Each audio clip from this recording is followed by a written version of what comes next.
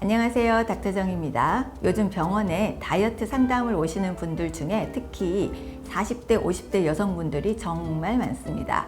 운동도 하고 식사도 조절하는데 왜 뱃살은 그대로일까요? 갱년기라서 더 이상 살 빼는 건 무리일까요? 40대부터 살이 조금씩 자꾸 찝니다. 당뇨와 고지혈증이 있어서 살을 빼야 하는데 가능할까요? 이런 말씀을 정말 많이 듣습니다. 저도 사실 이 시기를 겪으면서 15kg 감량에 성공했는데요. 직접 경험해 보니 중년기와 갱년기 다이어트는 단순한 식단 조절만으로는 부족하다는 걸 절실히 느꼈습니다. 그래서 오늘은 저의 경험을 바탕으로 갱년기에는 뱃살을 뺄 수 없다, 중년에는 다이어트가 어렵다, 이런 편견을 깰 수 있는 실질적인 전략과 과학적인 방법을 제 경험과 함께 자세히 알려드리려고 합니다. 특히 호르몬 변화, 근육 감소, 대사 저하, 수면 장애 같은 갱년기 특유의 어려움을 어떻게 극복해야 하는지, 그리고 지속 가능한 생활 습관 변화는 어떤 것이 있는지도 함께 이야기해 보겠습니다. 끝까지 시청하시면 갱년기 다이어트 포기하지 않아도 됩니다. 건강한 감량과 뱃살 관리를 원하신다면 지금부터 영상 함께 해주세요.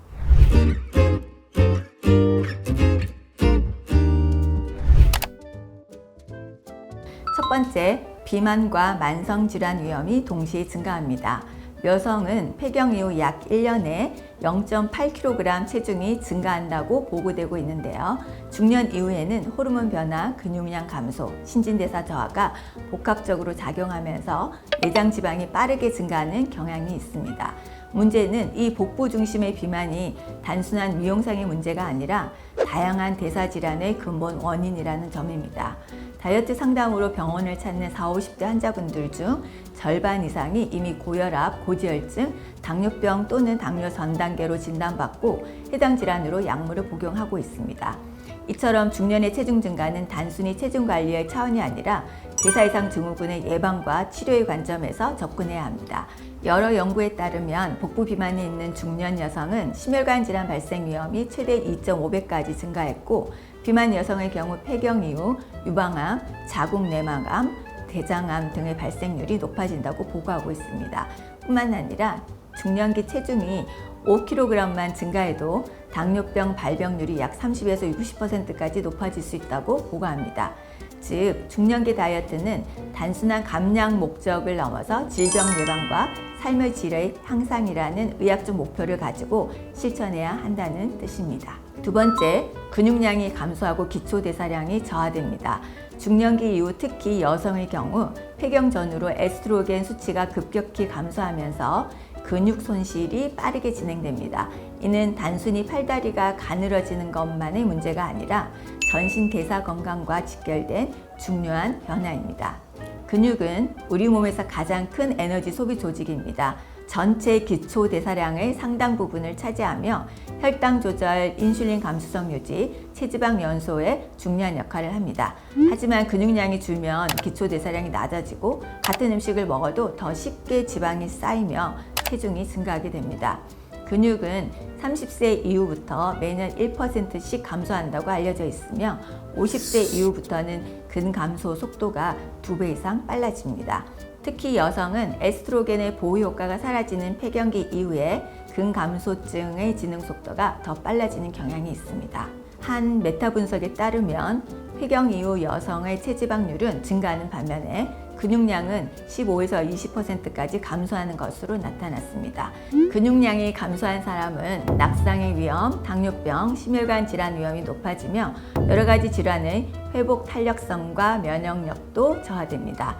즉, 다시 요약하면 근육이 감소하고 기초대사량이 저하되고 체지방이 축적되며 인슐린 저항성이 증가되고 혈당 조절이 약화되고 복부 비만 및 대사질환 발생이 이어지는 것이죠. 그러므로 중년 다이어트의 핵심은 단순한 체중 감량이 아니라 근육을 지키는 것이 목표가 되어야 하는 것입니다. 이 시기에는 반드시 단백질 섭취를 늘리고 근력 운동을 병행하여 근육량을 유지하는 것이 중요합니다. 세 번째, 골다공증 위험이 증가합니다. 중년기, 특히 여성이 폐경을 겪은 이후에는 골 밀도가 급격히 감소합니다. 여성 호르몬인 에스트로겐이 골 형성을 돕고 뼈 흡수를 억제하는 역할을 하기 때문인데요. 폐경 후 에스트로겐 수치가 떨어지면 이 보호 효과가 사라지게 됩니다. 50세 이상 많은 여성분들이 골다공증을 겪고 있으며 그보다 더 많은 수가 골 감소증 상태에 있습니다. 특히 척추 압박 골절이나 고관절 골절은 노년기 삶의 질과 생존율에까지 영향을 미치기 때문에 반드시 예방이 필요합니다. 체중이 급격히 줄어들면 지방과 함께 근육과 골량도 감소할 수 있기 때문에 무작정 굶는 다이어트는 오히려 골다공증을 악화시킬 수 있습니다. 따라서 중년 다이어트에서는 뼈 건강을 고려한 전략이 필요합니다.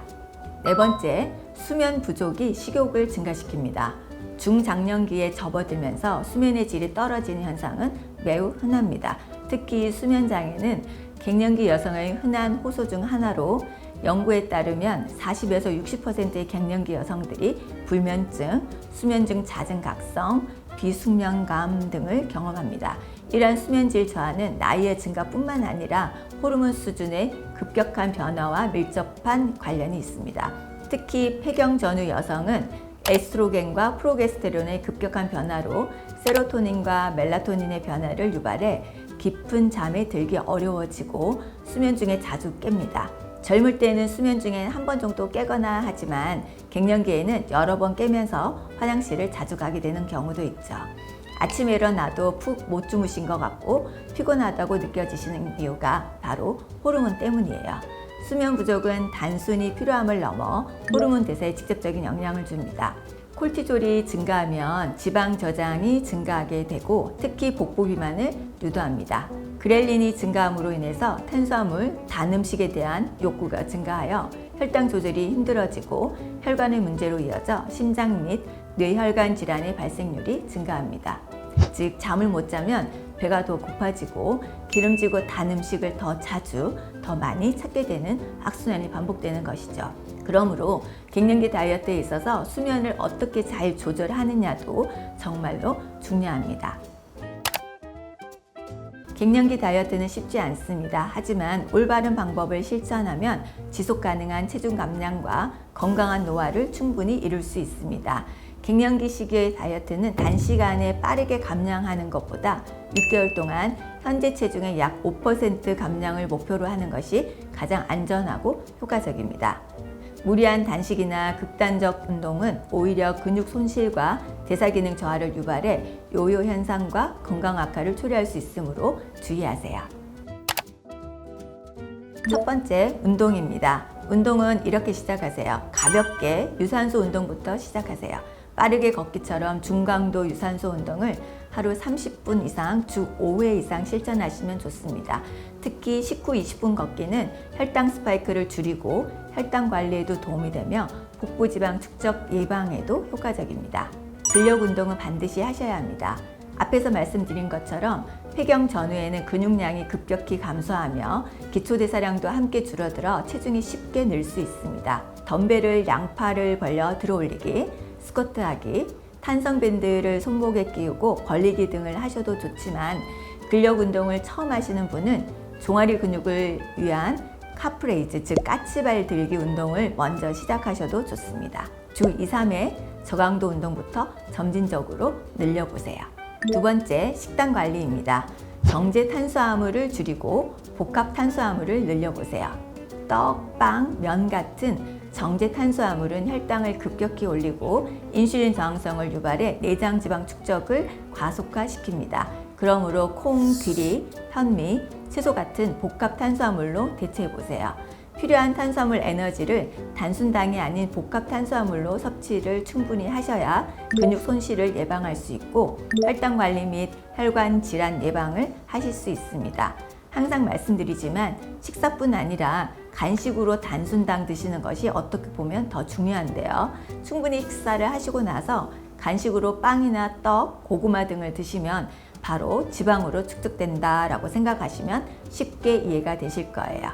황태, 두부, 생선, 계란, 그릭 요거트, 콩 등의 단백질 음식을 충분히 드셔야 근육 손실을 막고 여러 가지 갱년기 이후에 발생할 수 있는 질환을 예방할 수 있습니다. 지난번 영상인 귀리와 오트밀 영상 그리고 황태 영상을 한번 참고해 주시고 특히 고단백 식품인 황태 적극적으로 추천드립니다. 황태는 여러 번 영상에서 말씀드렸지만 저도 자주 먹고 있고 80대이신 저희 부모님께도 충분히 자주 많이 드시라고 권해드리고 있습니다. 단백질 중 특히 트립토판이라는 필수 아미노산이 풍부한 음식을 많이 드시면 좋은데요. 필수 아미노산은 우리 몸에서 합성할 수 없어서 반드시 음식으로 섭취해야 하는 단백질 성분입니다. 이 트립토판이 세로토닌과 멜라토닌으로 바뀌어 식욕 조절에도 수면 관리에도 도움을 주므로 충분히 섭취해 주시면 좋습니다. 트립토판이 풍부한 음식은 콩, 두부, 계란, 호박씨, 생선, 견과류 등이 있습니다. 세 번째, 수면 관리입니다. 갱년기에는 에스트로겐과 프로게스테론이 감소하면서 수면의 질이 크게 떨어집니다. 수면 자체의 절대적인 시간이 부족하거나 수면 중 자주 깨면 식욕 호르몬인 그렐린이 증가하고 스트레스 호르몬인 콜티졸이 높아져 단 음식, 고칼로리 음식을 더 찾게 되죠. 이런 변화는 체중 증가와 복부 지방 축적을 더욱 쉽게 만듭니다. 즉, 수면이 무너지면 다이어트도 무너질 수 있습니다. 그러면 수면 관리는 어떻게 해야 할까요? 매일 일정한 시간에 기상하고 취침하시도록 노력해 보세요. 취침 전 자극을 줄여보세요. 자기 전 스마트폰이나 TV 등 영상 시청을 줄이시고 카페인 섭취를 조절하세요. 특히 카페인은 개인의 상황에 맞게 조절하셔야 하는데요. 늦은 오후나 저녁에 카페인 음료인 커피나 카페인이 포함된 차 등은 피하시는 것이 좋습니다. 낮에 특히 오전에 햇빛을 충분히 쬐면 수면을 유도하는 멜라토닌 분비에 도움이 되며 자기 전 긴장을 푸는 활동, 즉 명상이나 반신욕 등도 도움이 될 수 있습니다. 보충제도 고려해 보세요. 마그네슘은 근육 이완 기능이 있습니다. 특히 저녁에 마그네슘 영양제를 복용하시는 것도 도움이 될 수 있으며 단기적으로 멜라토닌 보충제를 드시는 것도 도움이 될 수 있습니다. 멜라토닌 보충제는 전문가와 상담 후 복용하세요. 갱년기 다이어트는 단순히 체중 감량이 아닙니다. 근육을 지키고 수면을 잘 유지하며 대사를 되살리는 건강 전략입니다. 갱년기 뱃살 절대 포기하지 마세요. 분명히 변화할 수 있습니다. 오늘 영상이 도움이 되셨다면 좋아요, 구독, 알림 설정까지 꼭 부탁드리고요. 다음 영상에서도 더 건강한 정보로 찾아올게요. 감사합니다. 닥터정이었습니다.